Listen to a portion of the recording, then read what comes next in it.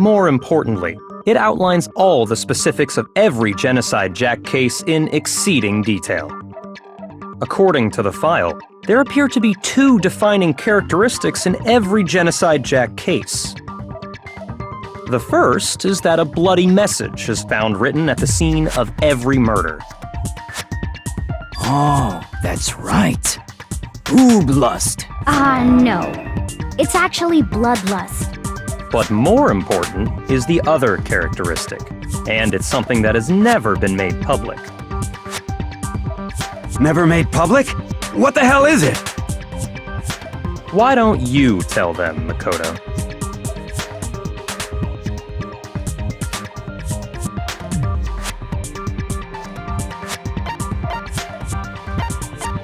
I got it! Apparently, in every Genocide Jack case, the killer suspends the body in a certain way.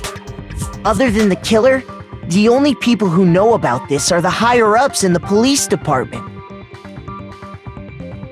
However, Chihiro was most definitely suspended in the same way. So, how did the culprit know about this when only high-level police officials were aware of it? There's only one logical answer I can think of. It's because the culprit in this case is the real Genocide Jack. No fucking way! You're saying Genocide Jack is one of us? Yes, in fact, it's Toko. What? Genocide Jack's true identity is Toko Fukawa. You lie! What? Hey, okay, wait, hold on a sec. Toko has, like, bloodophobia or whatever, remember? What kind of serial killer is afraid of blood? Is Toko Genocide Jack? The answer is yes and no. Another riddle? Man, why is this gotta be so complicated?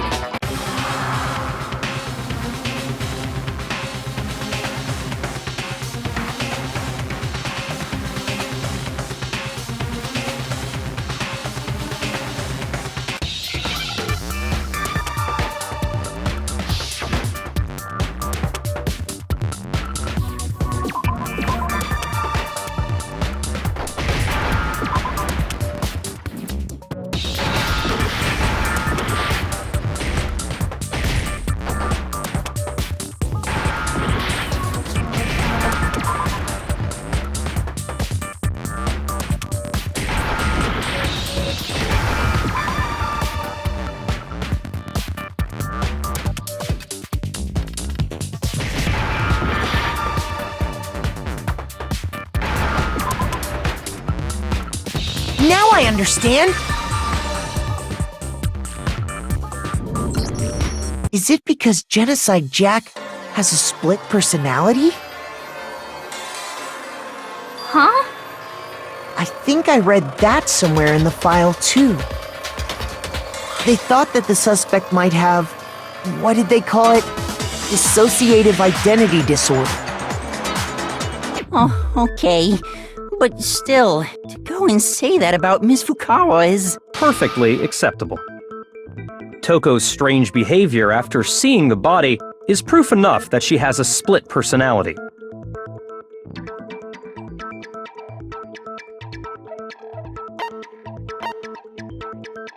I got it! You're talking about how she started acting totally different than usual, right? That's right. Think back. She fainted when she saw Chihiro's corpse, and then, when she woke up,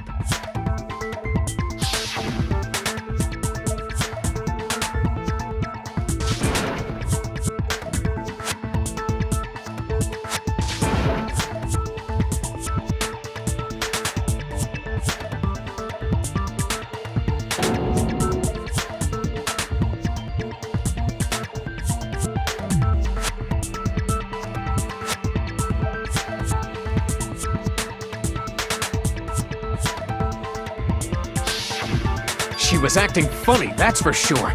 That melancholy tone of hers completely disappeared. Don't go assigning adjectives to my tone without permission. Not to mention, once she regained consciousness and saw Chihiro's body again, she was utterly calm. In other words, within her is one personality that can handle blood, and one that obviously can. So when Toko trapped herself in her room, it's because she was scared of Genocide Jack?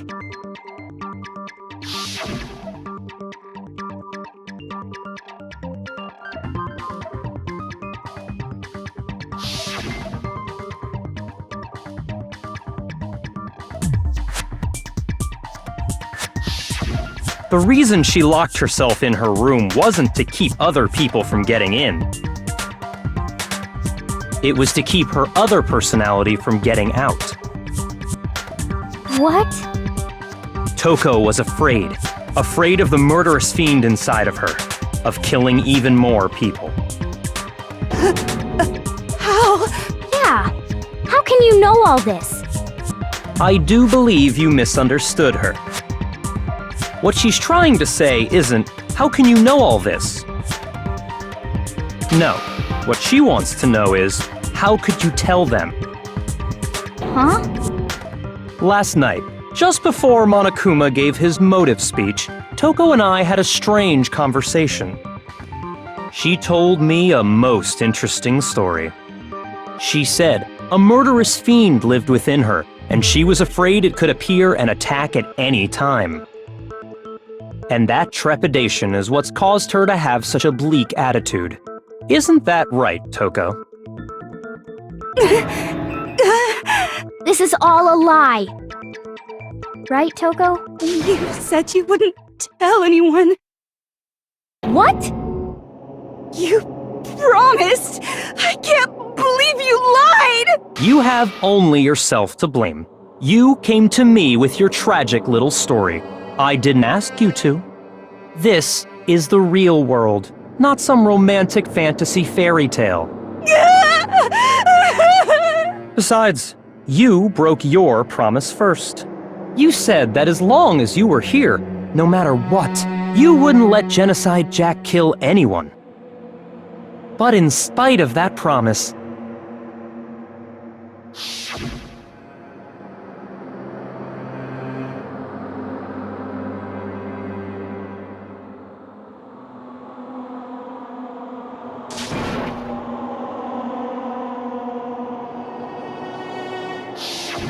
You said if I kept my promise, you would go out with me. That's the only reason I promised. how many times do I have to tell you? I never said that. But you weren't able to do it. You just couldn't resist that rush you got from killing, could you? I tried. I swear I tried to control it, but... But your efforts were useless. What a disappointment. I hate you. Well, the opening act is nearly finished. All that's left is to hear from the person in question directly. The person? You don't mean...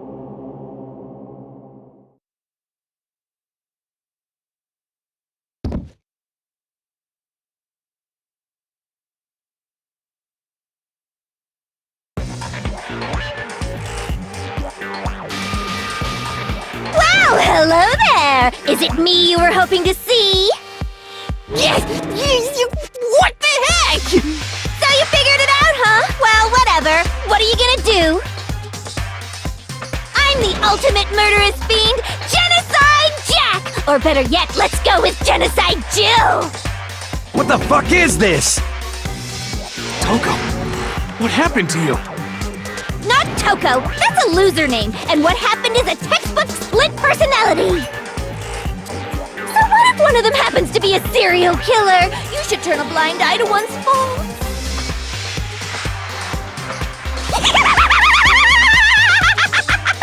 She's so intense. Like they say, sound in murderous mind, sound in murderous body! This one is so different from the one we've come to know.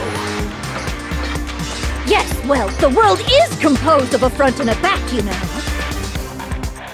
Just like how every inning has a top and a bottom, or how in the depths of every truth lives a little lie. Behind every dark and gloomy soul lives another that shines as bright as the sun!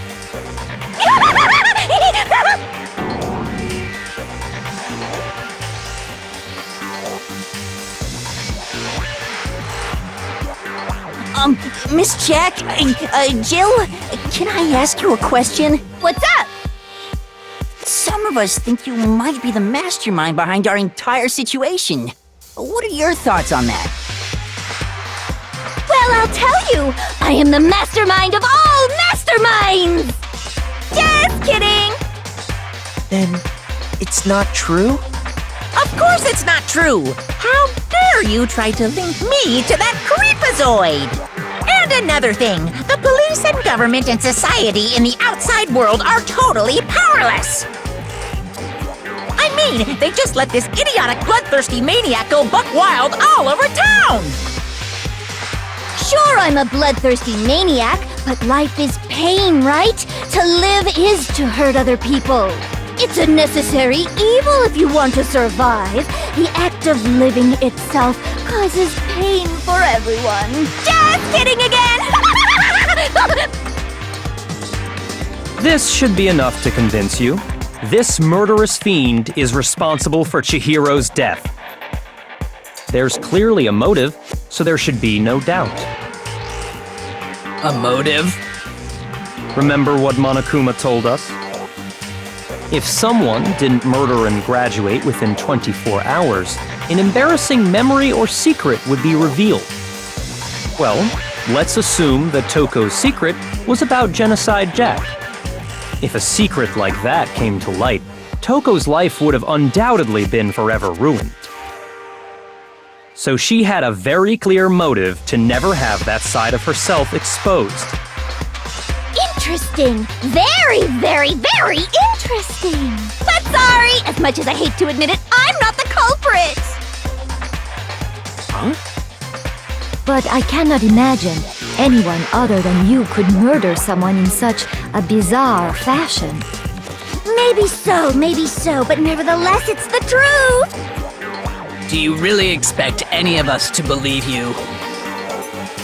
Yeah. I could never believe a word you say, you monster!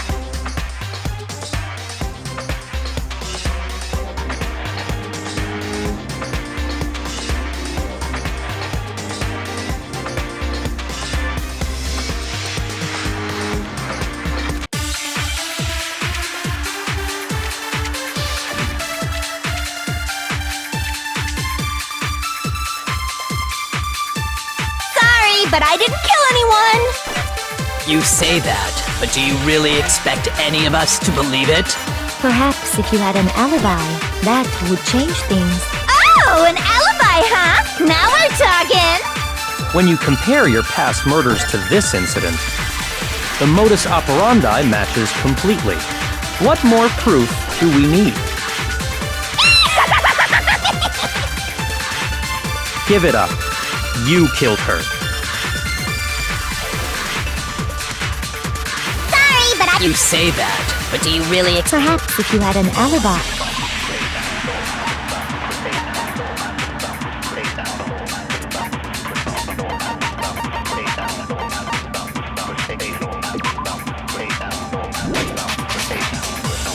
Oh, an alibi! When you compare the modus operandi matches completely. No, that's wrong.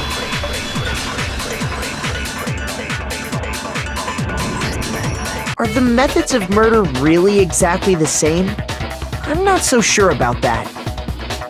I think there's a slight difference between the Genocide Jack cases and this one. Huh? How's it any different? Uh-oh, you don't know? Well then, human garbage, let me tell you! I murder with passion and conviction. I consider myself a professional, and I have a very particular way of doing things. Imagine you go to a fancy Italian restaurant. They're very picky about the noodles, the sauce, everything. But what happened to Chihiro? It'd be like if that same Italian restaurant started using ragu or Chef Boyardee.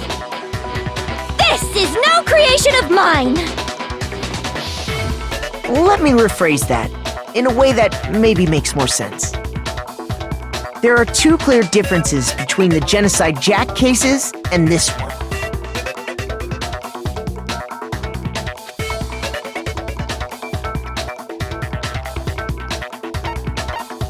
I got it! For one, the cause of death is different.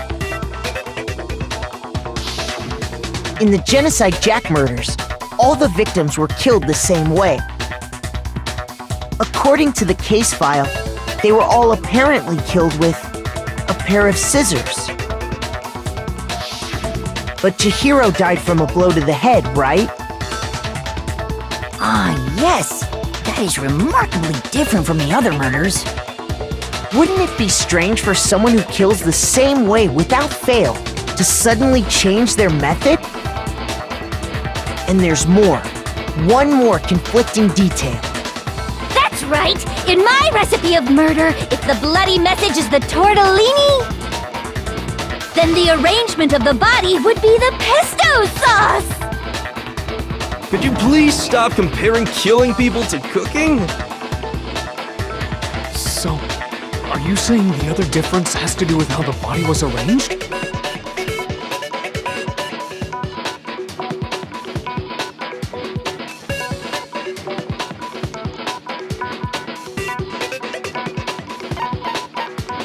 I got it! Do you remember what the killer used to suspend her? They'd use some kind of rope to hang her up by her wrists. What is your point? Well, in all the previous Genocide Jack cases, something else was used to suspend them.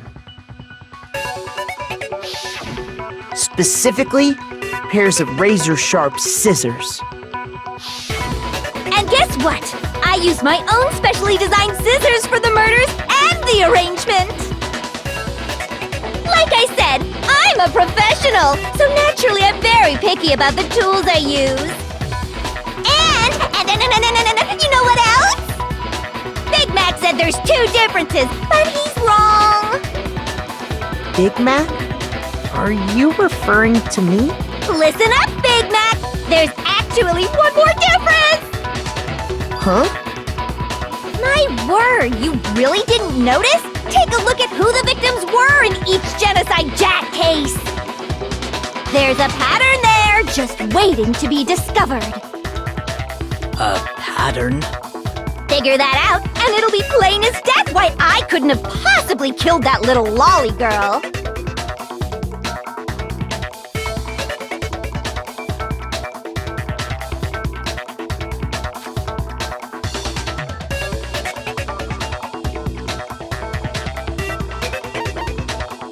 I got it! Is it because Chihiro was a girl? Bingo! Bullseye! Right on the money! What are you talking about? In all the Genocide Jack cases, all the victims had something in common.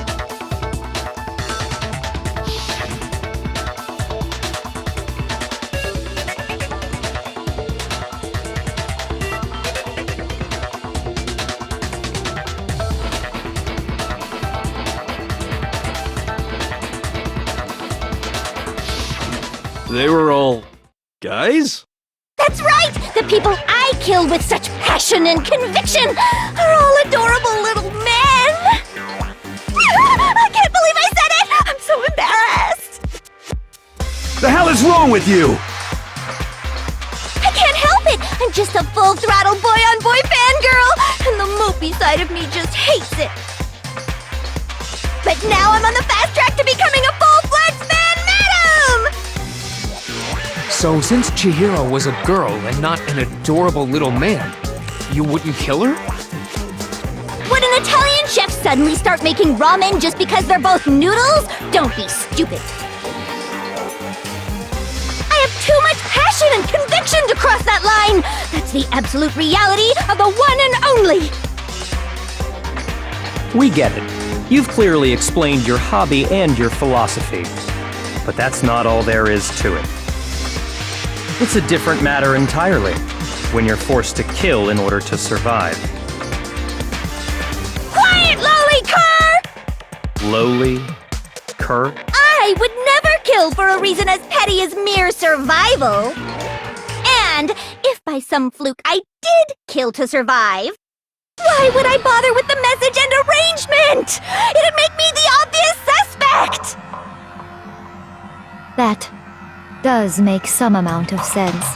Plus, whatever reason I have for killing, I would never leave out my prized scissors. Who would go out of their way to use a big, stupid, heavy dumbbell? Maybe you used the dumbbell because you couldn't find any scissors in the school? Any scissors? I don't just use any scissors. I only use my own set of high-class envy of the entire world scissors! Okay, whatever. There still aren't any in the school. Are you sure about that?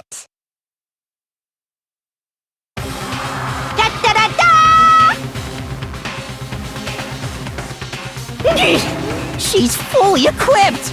That's right! So I can kill anywhere, anytime! Why would I resort to dumbbells or rope when I have my trusty scissors by my side? Go ahead, tell me I'm wrong! You can't, can you, gutter dogs, all of you! Not to mention, I have no clue how to tie a good knot! So rope's totally out of the question anyway!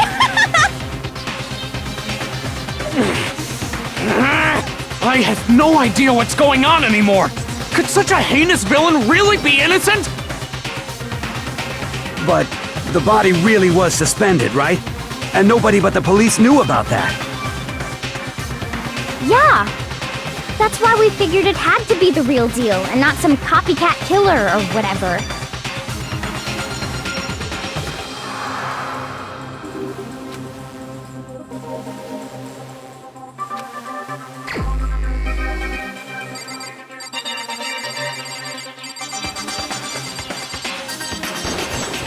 Here's my answer!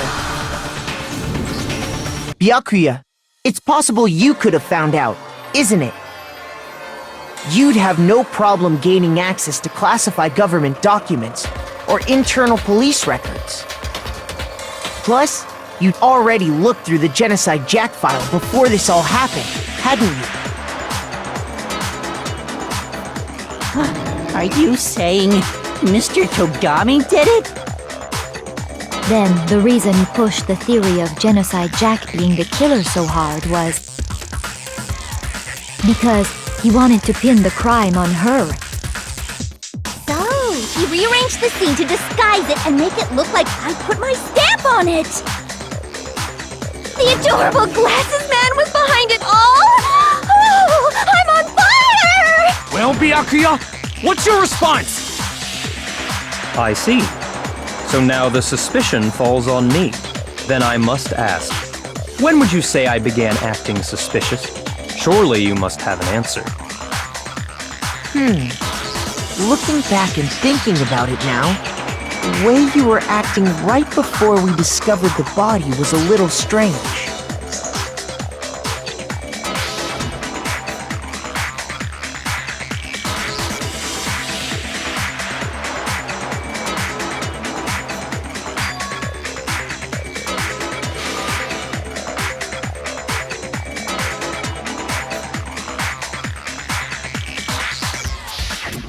You wanted to go to the girls' locker room right away, right?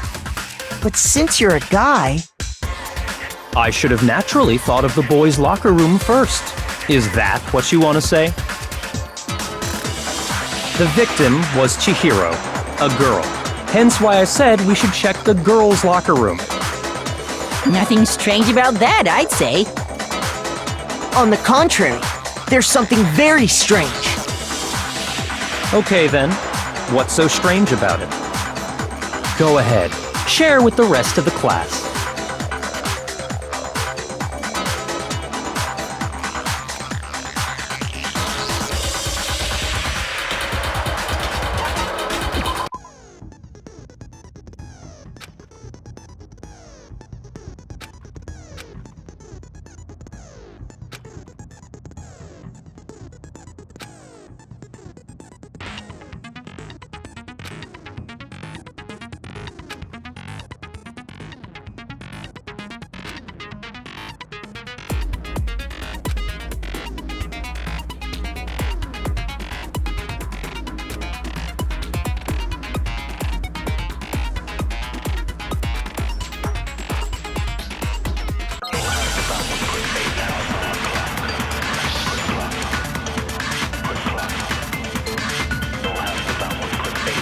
So, you said Byakuya was acting kinda weird before we found the body. But he was acting weird... how? If you're presented with the opportunity to check out the girls' locker room, You absolutely take it! That's a natural reaction for any guy! The victim was Chihiro, who was a girl. So of course I would suggest we check the girls' locker room first. There was no time for pointless distractions. What's so strange about that? I wish you'd taken me with you.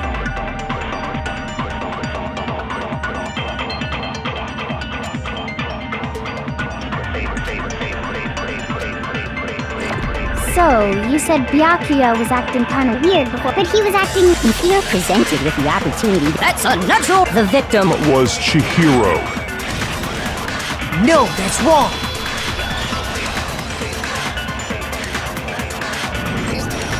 I'll tell you what's so strange about that. Because up until we actually discovered the body, we couldn't have known who the victim was.